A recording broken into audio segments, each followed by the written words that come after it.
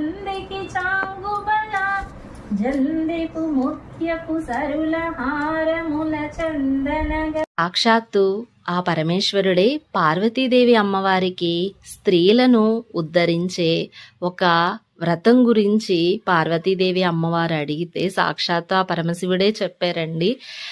ఎవరైతే వరమహాలక్ష్మి వ్రతం చేస్తారో వాళ్ళ సకల సౌభాగ్యవంతులుగా, అలాగే సిరి సంపదలతోటి, అష్టైశ్వర్యాలతోటి, అందులోనూ మనకి శ్రావణ మాసంలో పౌర్ణమి ముందు వచ్చే శుక్రవారం రోజు ఈ పూజ చేయమని బుక్లో ఉందండి.